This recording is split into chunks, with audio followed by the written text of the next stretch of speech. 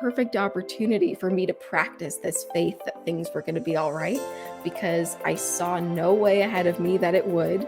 I saw no evidence, nothing was pointing to it, except that my partner was saying, I believe that it's going to be all right. Okay, well, I have two options. Either I give up on life right here, or I just decide that I have to change as a person. And if I'm going to change, I have to believe in something I can't even see. Hello and welcome to Power to Speak, the podcast. And my guest today is Anna Grabow. Welcome, Anna. Thank you so much. I'm so happy to be here. Oh, you're more than welcome. Anna, you are a transformational coach, a business strategist, a speaker, entrepreneur, and podcast host.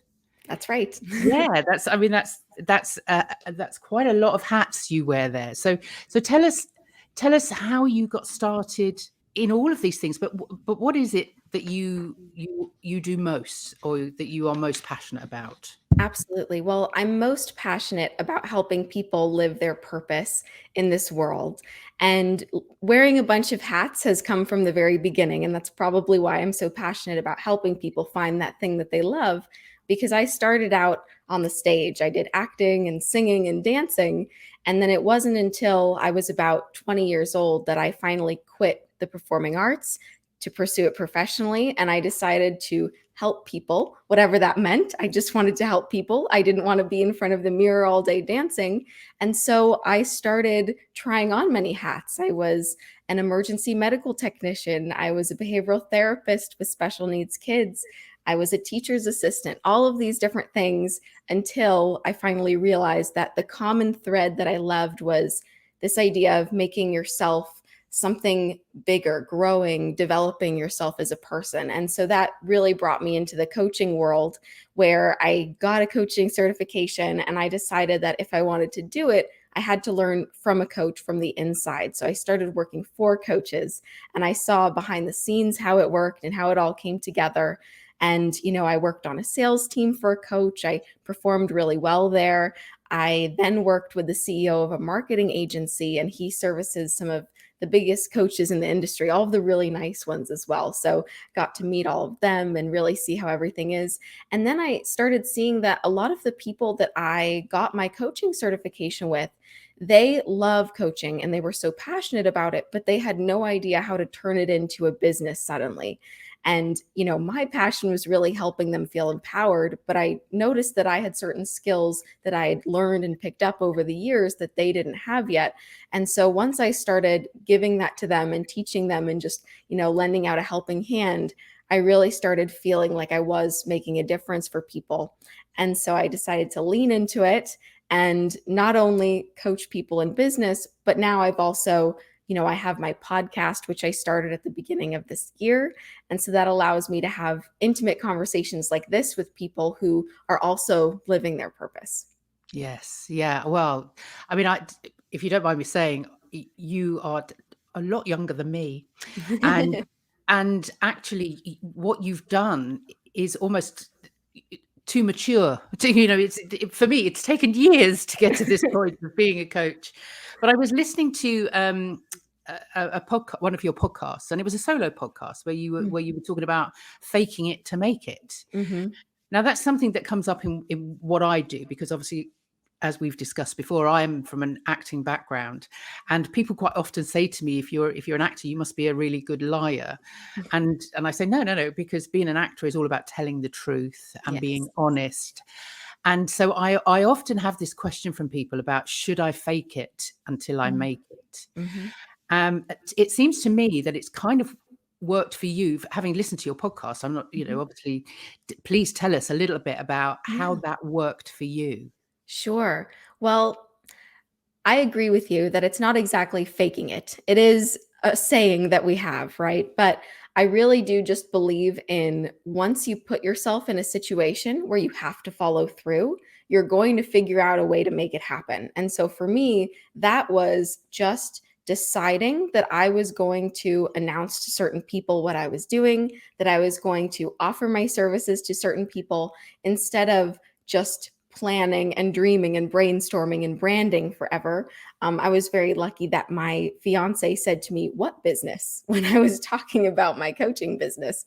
And so it made me just realize that if I wanted to actually have a business in this, I have to simply do it, even if I'm not ready. And so announcing yourself as something brand new does feel a little bit like you are pretending at first. But if you simply say to yourself that there is no other option, that you simply are this now, it's a new chapter of your life, and you've decided that you are this new entity, then as soon as you start to come to terms with it as you're doing it, it starts to feel more natural, and you kind of become that role that you've chosen, that you've already been inside, but now you're just finally admitting to yourself that you're ready to be called the thing that you want to be called.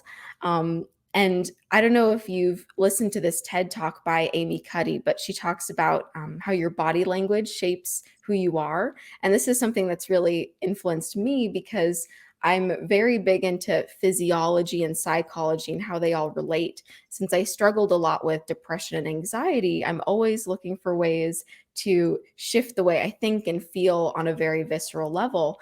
And so whenever I would, maybe feel nervous about doing something coaching wise when I was new, I would try and sit with a little better posture, and I would try and put myself in a place where I could automatically, lower my cortisol and start to feel more comfortable in a confident position.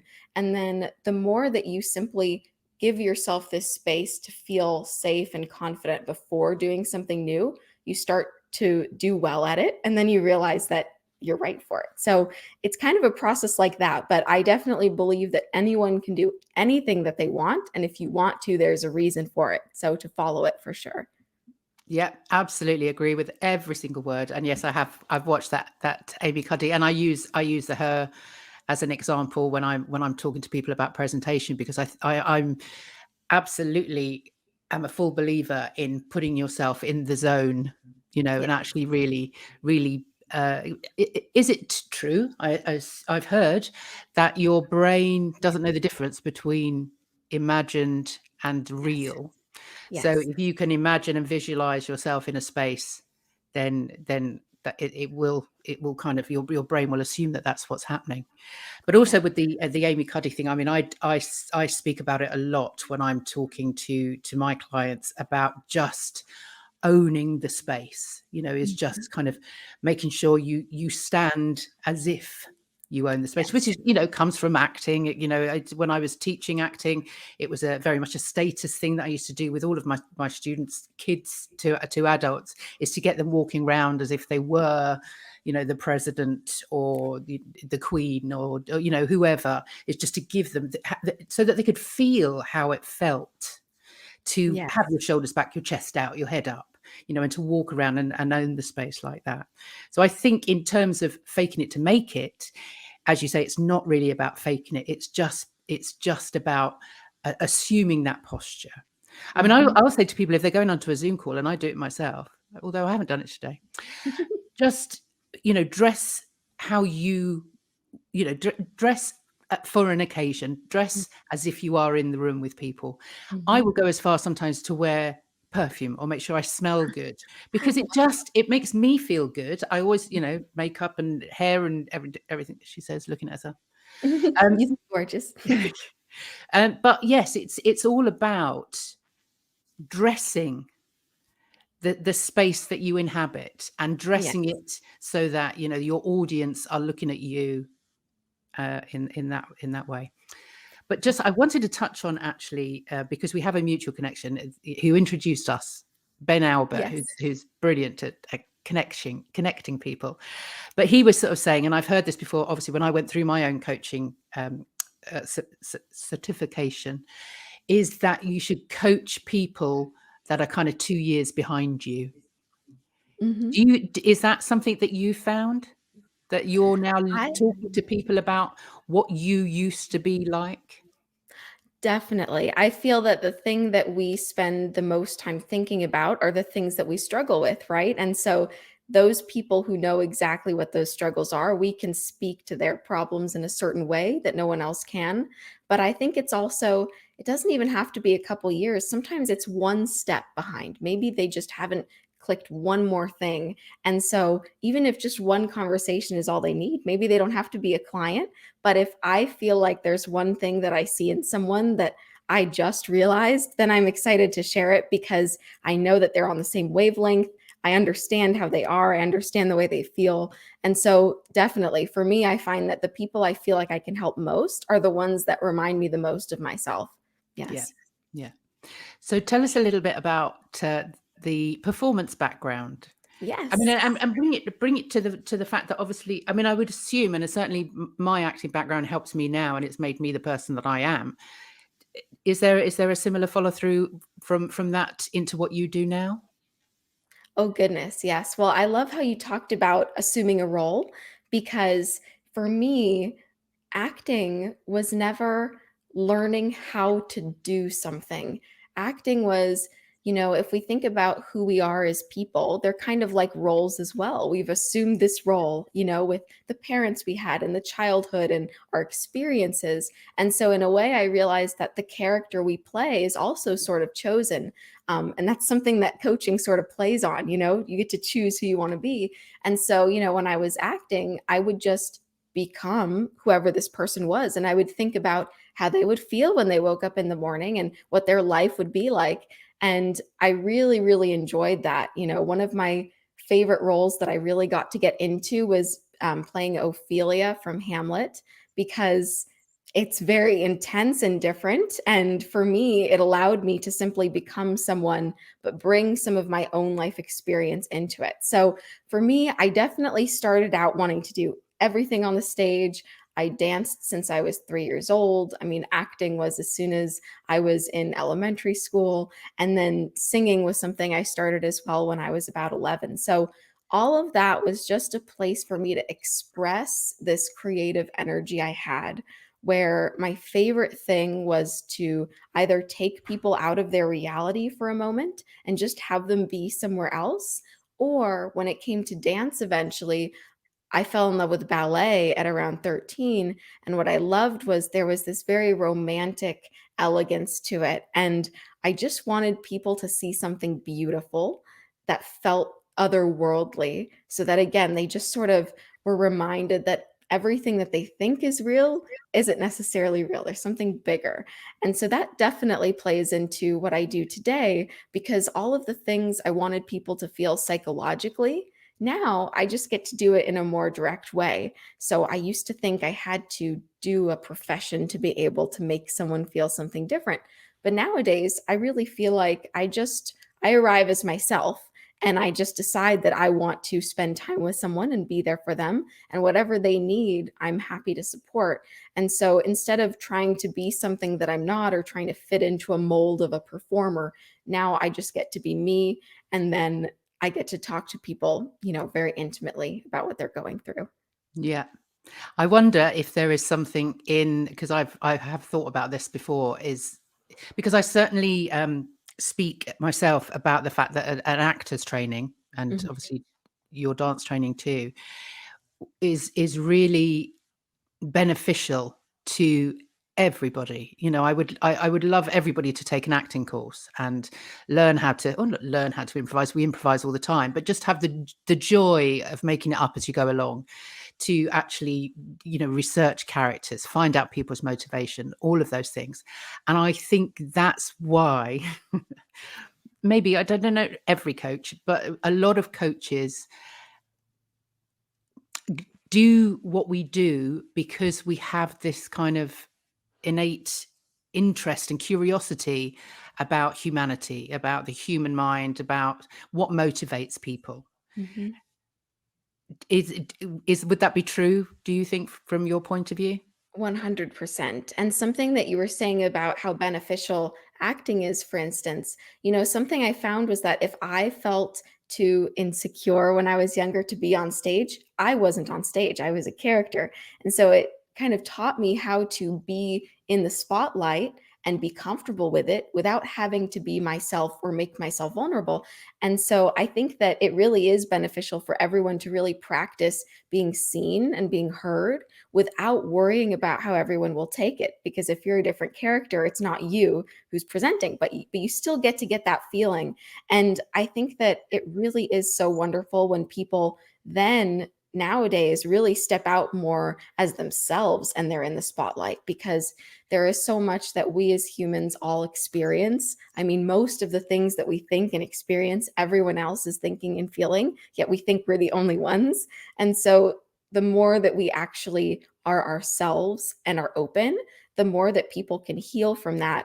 And I am so fascinated by the human mind, like you said. I mean, when I worked as an EMT on an ambulance, I would have to be there for people who had, physical trauma. Some of them were on heavy drugs, and some of them were, feeling mentally ill.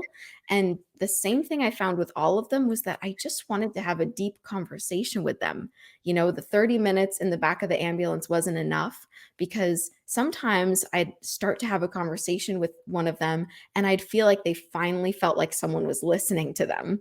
And I would feel like, oh my goodness, I feel like I've made a tiny difference. But I never did enough that I wanted to, because all these people needed was someone to spend time with them and actually care about what they were going through. But most of them, they were very lonely people. And sometimes they weren't able to make decisions for themselves. They had someone in a document who legally was supposed to make decisions for them, or, all these different things. And I just realized that people would feel so much better if they just got a chance to express themselves and be heard and be treated like everyone else.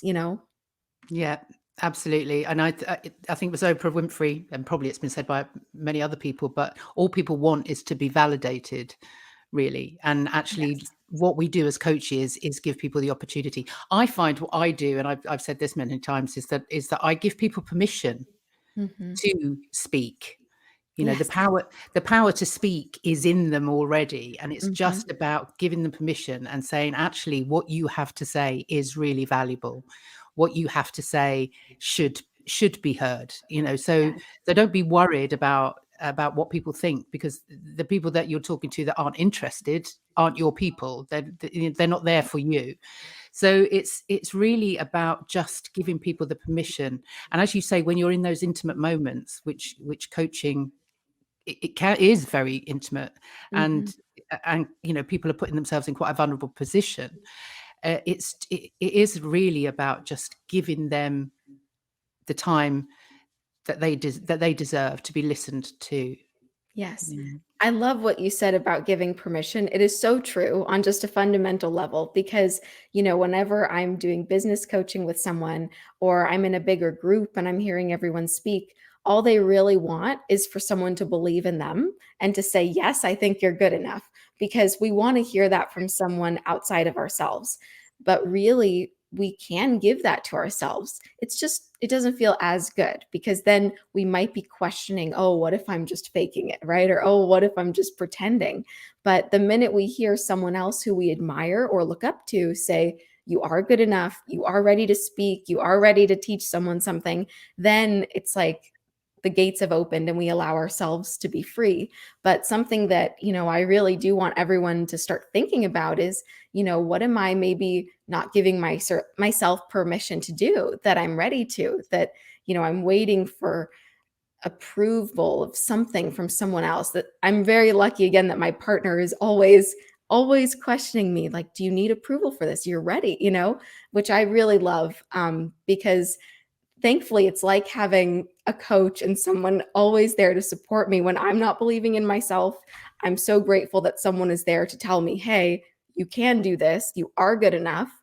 Really look at yourself honestly and see, what are you doing right now, what do you want to be doing. Yeah, yeah. You're very lucky to, because lots of people don't have that, which is why we're here, really. I mean, Yes. I quite often, well, I do encourage people, certainly when I'm working with them on presentations or talks, or if they're going to be standing up and doing something, is to find those stories, because I think as well, if you are a member of an audience and you're sitting there afraid to speak up, or if you've not had that permission, just hearing somebody else's story can Yes. validate your own, so that you're sitting there as an audience member and listening to somebody telling their story, that you can then say, oh well, if they're doing it, then that validates me and I can stand up and do that. So it kind of, they get 100%.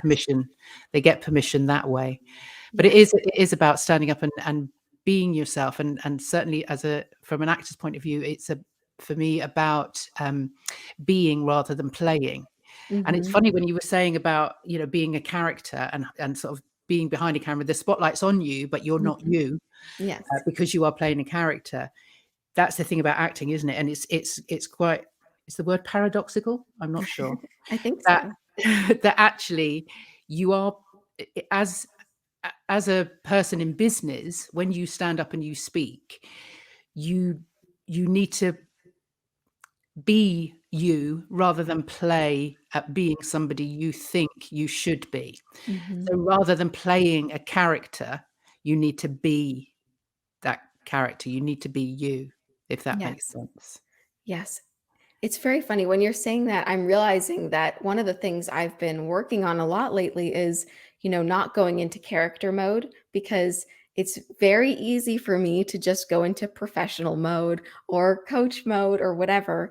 And especially, when it comes to speaking about things, because I love being on stage, obviously. And when I was, at university, I practiced doing informative talks on the stage. And so I did research on scientific topics and I'd give these long talks, in front of the school. And I really enjoyed that because, again, I got to express myself. Now I got to talk about mindfulness and meditation, treating depression. So it was a little more in my vein. But, nowadays, when I actually am realizing how important it is to be authentic and actually share what's really behind everything, not just the highlights and the things that I want people to know, but really a little bit of everything.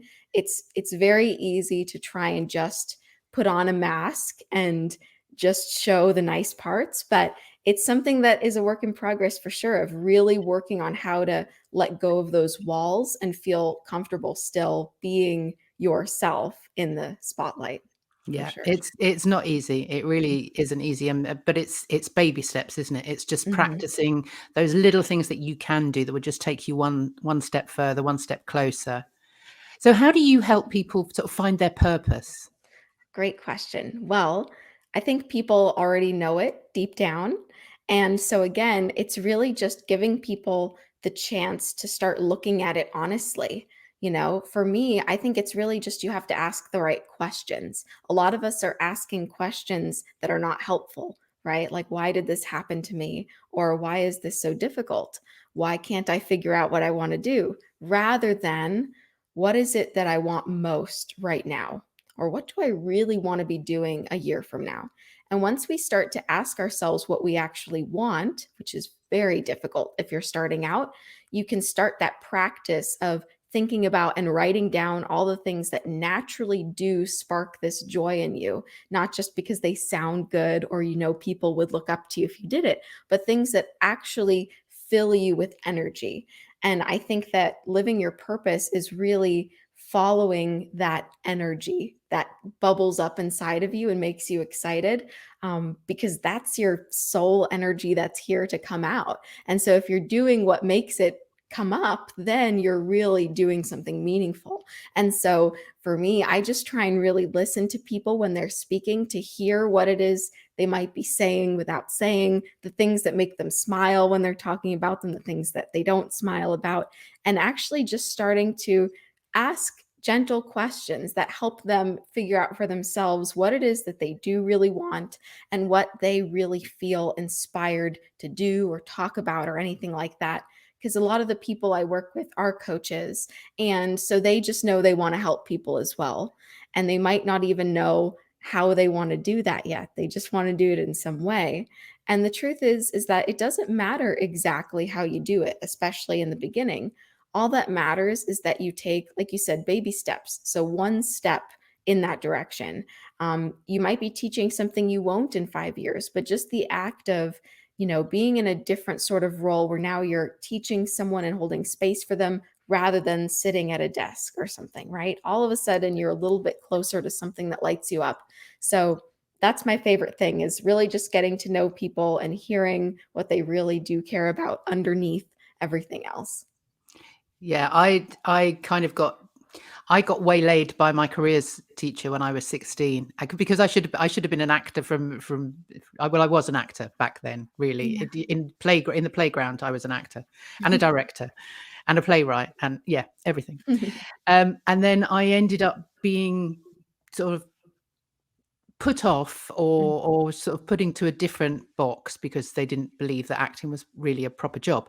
Um, but as you say, that it was there bubbling inside me, and it was never going to go away. So Mhm. I think I was 28 when finally it was like, no, this is it. I've got to do it. So I went off to drama school at that point, and Wow. my life has transformed from that. I was never going to be totally happy doing what I was doing because it wasn't me. And I do believe that we kind of come back to it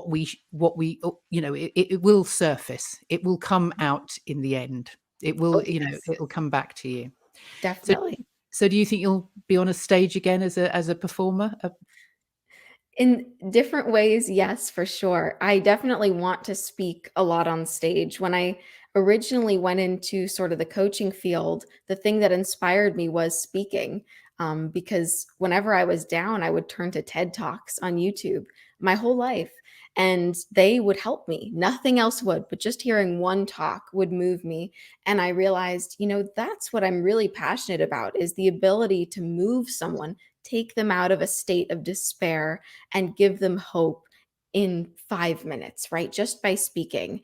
And so that is definitely something I see in the future that I'm working up towards, for doing more of it, really, right? Not just coaching and podcasting, but I do want to be speaking on bigger stages.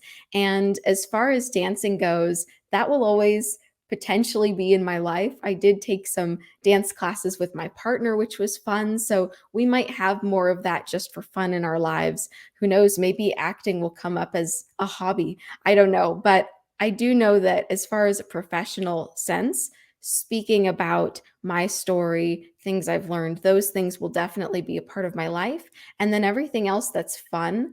I mean, I'm very lucky that my family, they're very playful. And so when I visit my grandparents in Sweden, they always play games like charades. And when we visited them for New Year's, I mean, my 87-year-old grandfather was lying on the floor with his arms going like this, like an alligator crawling, right? And so I'm very lucky that I grew up in a place where acting and playing was okay all of the time. And so, I'm definitely going to incorporate that into my life. And it also feels very freeing because I've recently discovered more that I've always tried to put all of my loves into my career. Like I want it to check every single box. But I'm realizing that because a career is a journey anyway, you can't start with it checking all of the boxes, right? Like I thought coaching was going to be the thing that would do that for me. But I'm realizing that even just starting with coaching in business and helping people with those sort of initial steps in their life is a way of being in a new field that really lights me up. And then at the same time, I can go out and speak more and more about different things that also inspire me. And eventually that might grow into something that is a bigger part of my business. But really, that we don't have to try and fit everything into a box because, like you said, it will come out anyway. And I've tried to shove things into boxes, I've tried to, squish it in there. But no matter what, even if it's a good box, I just end up depressed and needing to move out. So, Yeah, yeah. The box can never be big enough. Never no, be big enough. never, never. I So need yeah. 7 boxes. Yeah. Yes. Yeah. I absolutely can.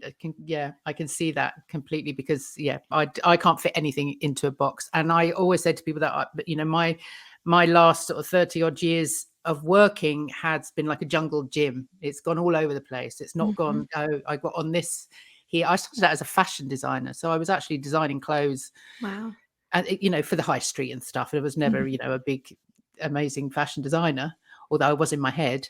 But it wasn't for me. It was Mhm. it that that stuff that was inside me wasn't that person. And Yes. so I transferred over to theatre, and made costumes, and then before you know it, there I am at drama school doing what I love. Mm, And so it is that kind of jungle gym thing. But I mhm, love the fact that you are looking at getting on stages and mhm, speaking about your experience and what you've done. Because I think I was talking to a public philosopher yesterday called Tom Morris, who's mhm, amazing. And I mhm, did my first live speaking about speaking with him because he's an amazing keynote speaker. Tom Morris is very much a teacher speaker. So mm, everything that he does on stage, and he it is about really sharing and about the audience rather than yourself. And mm. again, that goes back to another TED talk that I watched that I don't know if you've seen, Nancy Duarte.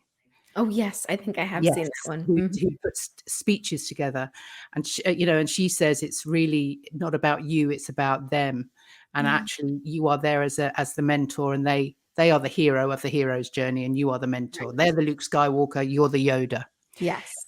So I can imagine you as a Yoda on a stage and sharing everything. And I think this is the thing as coaches, we kind of we are allowed into those quite intimate spaces with people Mm, where we're kind of talking to them quite intimately, and we learn a lot and we take on a lot of experiences, and we're there for whatever reason we're there. But I think generally we have that to share, and we have that ability with speaking and to be able to stand on a stage and share one to many rather than just sort of one to one. absolutely. So what is it that you love to speak about most? If you've got a keynote or your TED talk, what would your TED talk be about? Well, I'm really glad you're bringing this up because as you're talking about it, I'm realizing I'm having some questions for you as well.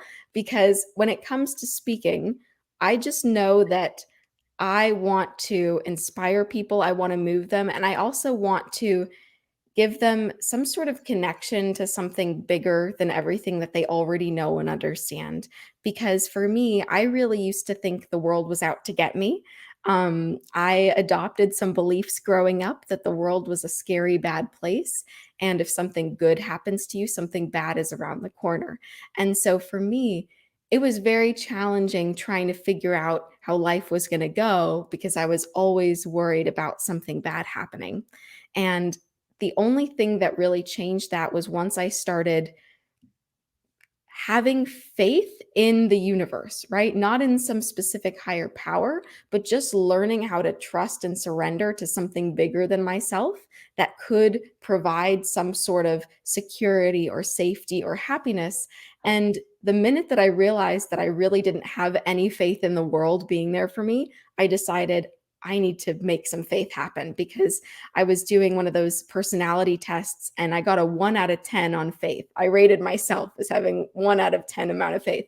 And so I just decided I need to figure out a way to believe in good things happening and to believe that things are going to turn out well for me. And I don't know exactly what steps were taken in the order they were, but I do know that little by little, I either had opportunities to have faith, like maybe something really difficult happened and I had to believe that it would be okay. A very big thing was in 2020, my fiance and I were living, and a family member came to stay with us who was not well mentally, and they had some very challenging times in our home. And it was a very trying time for all of us, very scary. And we didn't know if this person was going to be okay. I didn't know if I was going to be okay. I started unraveling as well. And so it really was a perfect opportunity for me to practice this faith that things were going to be all right because I saw no way ahead of me that it would. I saw no evidence, nothing was pointing to it, except that my partner was saying, I believe that it's going to be all right. And I didn't believe him. And so I just said, okay, well, I have two options. Either I give up on life right here, or I just decide that I have to change as a person. And if I'm going to change, I have to believe in something I can't even see. And so I just decided to have blind faith, as they call it. Basically, I felt like I was closing my eyes and taking one step in front of the other and seeing what happened. And sure enough, about 6 months later, the clouds passed and everyone was well again. And slowly I felt well again.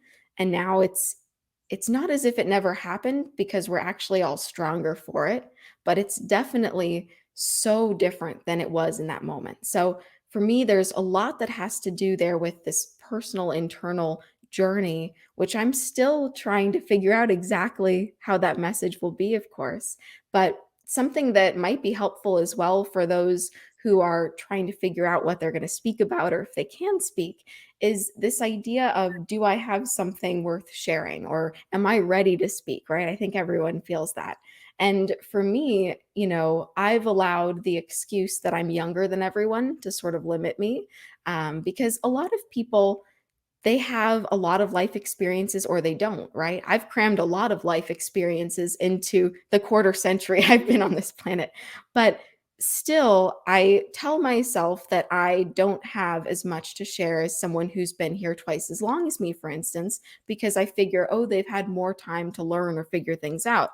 And I think that no matter what your excuse is or what your reason, everyone can find something that makes them feel like they're not ready or they're not adequate. So something that I just wanted to throw out there as well is this idea that, that everyone does have something to share. And, even though I'm still figuring out exactly what that true resonating message is, I know that there's lots of things all of the time that I feel I want to share with people, as they come together. Yeah. I mean, that's a very powerful story, what you went through, and that is a story that I think will really resonate with lots of people. And it is that decision whether, I mean, I aged 28, so not much older than you. I am twice your age now, but I at 28 had breast cancer, and for me that was a moment in my life where it was like, well, either I give up now, Right. or I, like you, blind faith, just had to go with it. Mhm. And it transformed my life. Wow. That was the point when I thought, right, I'm going to drama school. I've got to do Oh, it. goodness. And so I absolutely understand that those powerful experiences that we have. And I was in a play once before that happened. And the last line of the play was, what doesn't kill you makes you stronger. Hmm. I had no idea what that meant when I spoke it. Every single night I went on, had no idea what I was talking about. Now I know. Now I absolutely know is that, if it doesn't kill you, it can only make you stronger. Yes. But that is your choice. That's a Hmm. choice that we have the privilege of making. We Yes. do have that capacity to make that choice. And I think, unlike you, who seem to have just grasped that, and maybe I've got a feeling maybe that comes down to your fiance slightly as well, is just having that Oh, yes. that You that do real and kind of support system there to say, yes. no, it's going to be okay. And I did as well. My husband was with me when I was going through that, but still, I was kind of coaching my friends from then on, because once that had happened, I thought, I have this now, this knowledge Mhm. that other people don't have, because they haven't been there. They haven't been through that. But Yeah. everybody has their own trauma. Everybody goes through something. And Right. so I kind of counseled all of my friends until eventually I thought, no, no, no, this is, and in my teaching, when I was teaching classes, when I was teaching acting, it would come out then. And I Mm. could feel it. I could feel that's where it came from. It wasn't just the actor's training, but it was the experience that I'd been through. And Right. so, no, that's how I now coach. And that's now why I want to step on stages and spread that, and why I obviously have the podcast to sort of discuss these things with people, because I think Yes. it's important to get those stories out there. I And yeah, you're doing an amazing job. And the podcast, Mhm. the premise of purpose, Mhm. which Yeah. I've got. Let me show the picture of, because it's a lovely, beautiful picture, Thank pretty in pink. So you. tell us a little bit about how that came about and what made you want to start your podcast. Oh, goodness. Yes. Well, when it comes to purpose, I do need to go back to my dancing because that was where my whole purpose identity started. I thought I was just here to be an artist, a creator. And then when I realized that dance wasn't giving it to me, I decided that I was going to find whatever this purpose was. And so I just set off on a quest to help people and to find my purpose. But as I went along, I started realizing that just focusing on the things that made me happy was a great way to sort of find my way. And then as I was coaching and more coaching in business, there was still this part of me that really wanted to talk about the soul's journey, and really wanted to go into that. As you were talking about this experience that I just had and how that was a story, it just showed to me that there is an exact mirror that I experienced in dance earlier by myself all alone. And this was where, I was in New York City. I left home alone at 16. So I was in New York City alone. At this point, I was 17. And I was told that my heart could have stopped in a week because I was so underweight from anorexia. I was studying under one of the most famous, well regarded ballerinas in the last century. And I was studying with her in New York, and she, struggled with that kind of thing. So here I was in the nutritionist's office. I was 90 pounds, which is 40 pounds lighter than I am today. And, the nutritionist is telling me something has to change or else you're not going to survive. And it was one of those same moments where it was, do I give up here? Because no one's going to come and save me. And what was so interesting was it wasn't just, okay, now I'm going to save myself. It was, do I want to save myself? Mm. Is it worth it to put in that effort to move forward? Because again, when you're up against these, what doesn't kill you makes you stronger moments, in order to not perish, you have to become someone else in that moment. And so I'm really grateful that you helped point this out because I'm starting to see a pattern here. But it really is that sort of thing that has inspired my podcast. It's these moments in people's lives where they've really become someone bigger than they thought they were before, because I really do believe that's part of our purpose. And they start to show people that they're capable of so much more than they originally thought. And I just love what people have under the surface that they're still discovering. And so I was actually on a walk in nature and I was thinking, I have something to share and express. And how can I do this? And then it just occurred to me, purpose. Why are we here? I want to hear that. I want to talk to every single person I meet and ask them about their life and their purpose. And then when I figured that out, I realized, well, great. Now I have something to talk about and to start. So my podcast is really there just for me to mostly talk to people who are chasing and following and living their purpose, those who've been brave enough to actually choose that path rather than going after a box, but choosing to go their own way, and all of the normal struggles and setbacks that come with it, and then the triumphs, so that people can hear that it is great to follow your purpose, no matter how scary it may seem. Yeah, absolutely. Absolutely. So which came first, the podcast or the coaching? The coaching came first. Yes. Yes. I started that several years ago.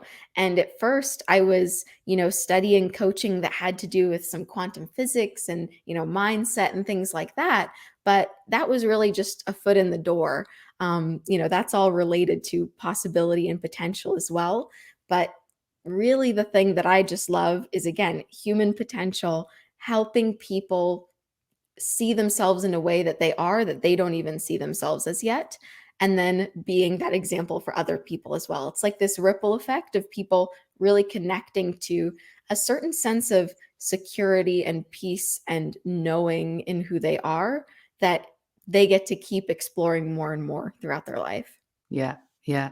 I mean, just very quickly from what you were saying before, it reminded me again of the conversation I had with Ben um, around Mm, stacking experiences and stacking skills, because everything that we kind of become and all of those things, I think, push us towards our purpose, because mhm. we kind of the layers of everything that happens in our lives.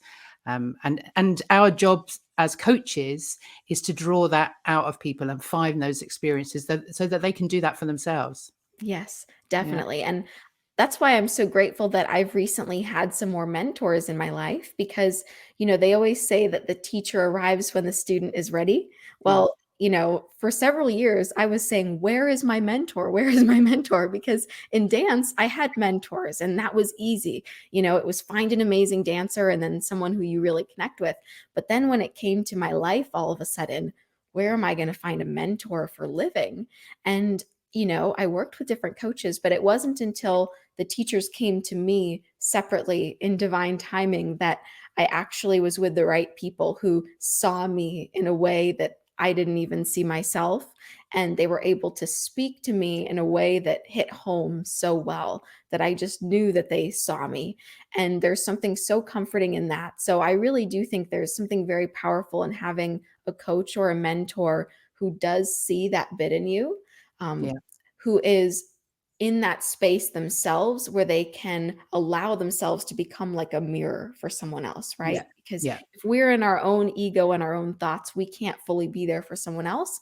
But a coach who does the work themselves and chooses to be there for someone else, we can be a completely blank palette for them to come with all of their colors and for us to show them this is what I'm seeing, right? Yeah, yeah, absolutely. And that's what I love about what I do, is just the fact that I can be that mirror.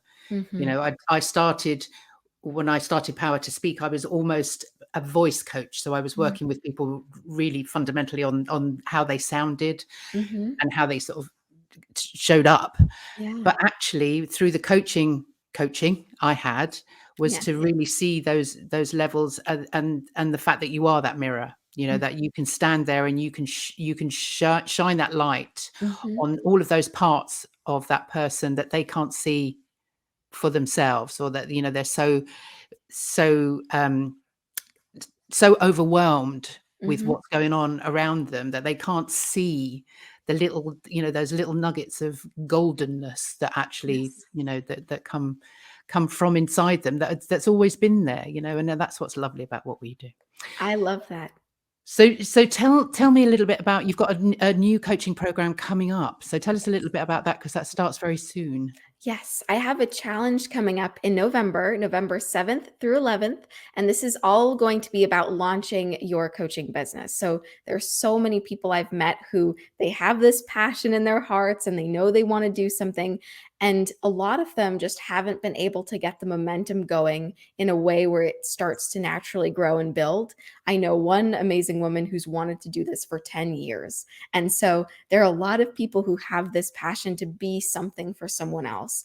And what I really love doing is just helping people who are very emotional and loving. You know, I can relate with this emotional side and help them really put the practical bits together so that your business plan is not related to your emotions. So you don't derail in any way. You have a plan and you follow it through and through. And that allows you to get the momentum you need so you can start putting yourself into it.